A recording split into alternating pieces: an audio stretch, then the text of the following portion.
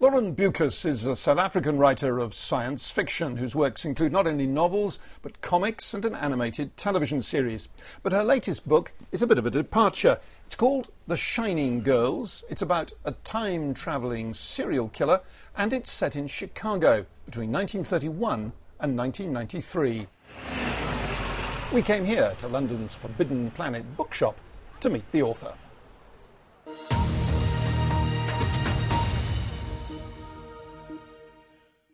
Beukes, I suppose if you're known for anything, it is science fiction set in South Africa. But this book is set in Chicago. Why?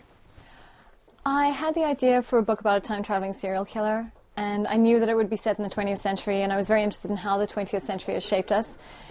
And if I had set that in South Africa, it would have immediately become an apartheid story, and that would have overwhelmed the entire story. It would have become front and center. And I wanted to explore bigger issues. I wanted to explore how the world has changed, how highways have reshaped cities, how women's rights have changed, how some things keep coming up again and again. You know, it's a book about time travel, and it's about those loops, but it's also about the loops of history. Yes, because in some ways this is a sort of social history of America, particularly the role of women. Absolutely. But that social history of the United States also extends to a social history of much of the Western world. You know, South Africa has a lot in common with Chicago. There are a lot of... We think we're special in this unique flower in South Africa, but actually a lot of the rest of the world has problems with corruption and racism and segregation and all kinds of things. Now, your time-travelling serial killer moves between 1931 and 1993, and of course, although his modus operandi is very similar, he's extremely difficult to catch because nobody ever sees the links between crimes which are so widely separated in time. But why did you pick 1993 as the final date? I stopped in 1993 because I specifically wanted to avoid the internet and cell phones. Kirby, the heroine who survives the attack by the serial killer, has got to try and piece together this impossible mystery. And one of the clues in that mystery is that he leaves anachronistic clues on the bodies. So, for example, there's a 1993 baseball card taken from one young woman that he's killed, left on a woman in 1943. And if that was to emerge today, a 1993 baseball card on a 1943 corpse, the internet would be all over that. And I think we've just seen that with the Boston killings. You know, how Reddit and Anonymous rallied to try and find out and uncover the identity of the suspects. The internet would have gone crazy. And they would have solved the case in 2 days. Between that and CCTV cameras, I wouldn't have had a novel. So I specifically ended it before then. This is a book about a very violent man who does violent things. You don't really spare us the details. Why go full throttle in your descriptions of the murders? I don't actually go full throttle.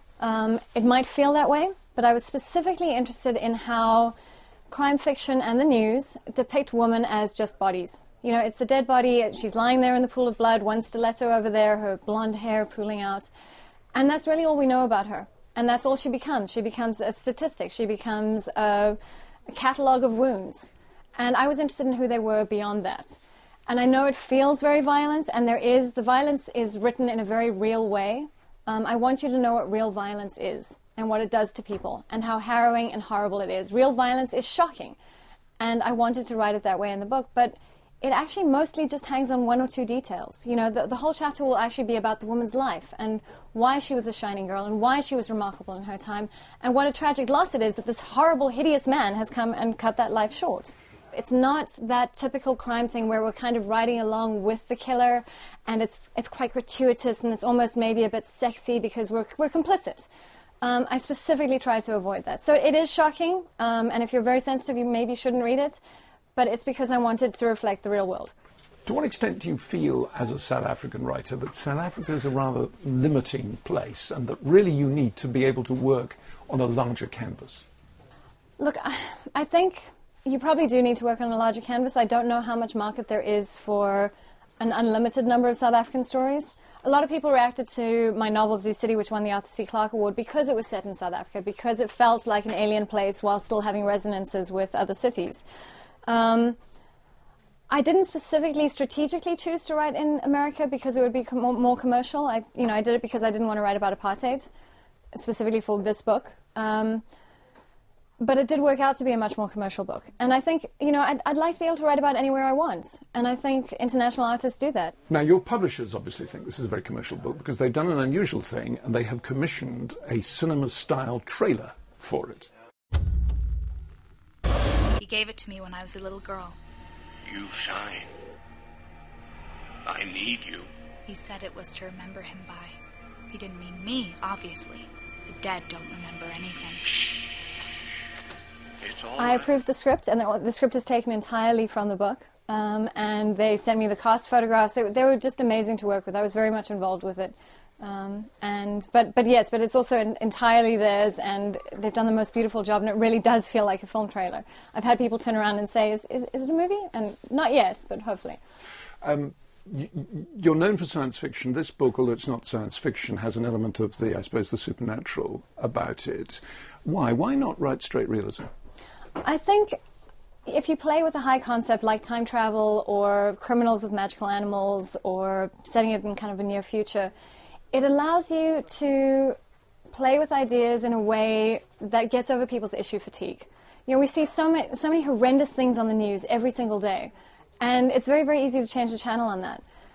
And fiction, and in particular high concept where it's engaging and interesting and it's just distanced enough from the real world, it's just enough of a twist on the real world that it feels fresh and it feels different and it doesn't feel like the tired horrors that we endure every day, really allows you to explore that, and also allows you a way into the horror and to try and find some kind of empathy. I think stories really get you into someone's head, and it's a wonderful medium to explore that. "What are you doing?" he says, putting brightness in his voice. He crouches down beside her in the threadbare grass. Really, he's never seen a child with such crazy hair. Like she got spun around in her own personal dust devil. You're here at Forbidden Planet for a book signing, I think, meet the public. Who are your readers? It's a range of people. It's actually really nice. I seem to have about equal male and female readers.